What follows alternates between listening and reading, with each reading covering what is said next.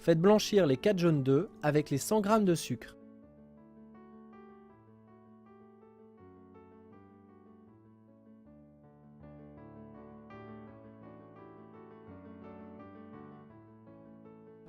Montez en neige les 4 blancs d'œufs, puis incorporez-les en 2 ou 3 fois au mélange précédent.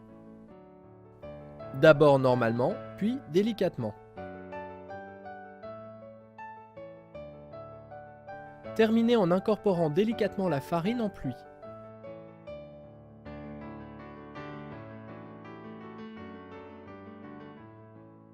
Beurrez un papier sulfurisé, puis étalez la pâte sur la plaque. Il faut alors prévoir de pouvoir découper 2 génoises de la même taille. Faites cuire 8 à 10 minutes à 220 degrés. Surveillez la cuisson, la génoise doit être juste colorée. À la sortie du four, recouvrez la génoise d'un torchon propre et laissez refroidir. Pour le montage, coupez en deux la génoise.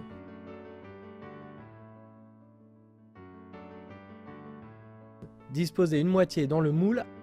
Disposez les fraises coupées en deux, en sélectionnant celles de taille équivalente et à la bonne hauteur pour votre moule. Imbibez la génoise d'un sirop ou d'un coulis de fraises.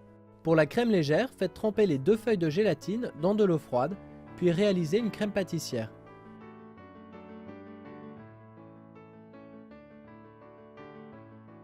Faites chauffer le lait dans une casserole jusqu'à ébullition avec les gousses de vanille et les grains de vanille. Laissez infuser la vanille dans le lait pendant 15 à 20 minutes.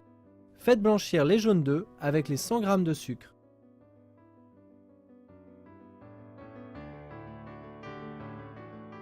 Ajoutez la farine, puis les 50 g de beurre.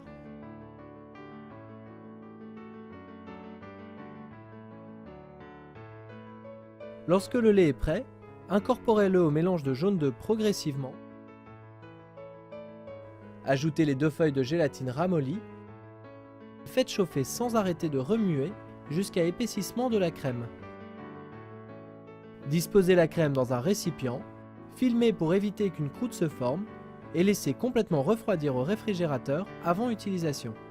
Montez la crème entière bien froide dans un récipient également bien froid à l'aide d'un fouet électrique pour réaliser une crème fouettée. Incorporez la crème fouettée dans la crème pâtissière en 2 fois. Comblez les interstices entre chaque fraise avec votre crème légère, puis disposez-en un peu dans le fond du moule. Ajoutez ensuite les fraises coupées en 4 et recouvrez-les enfin du reste de crème. Terminez en disposant la deuxième moitié de génoise sur le dessus déjà imbibé de sirop ou de coulis. Pour la décoration, étalez de la pâte d'amande ou de la pâte à sucre assez finement avec du sucre glace pour éviter qu'elle colle.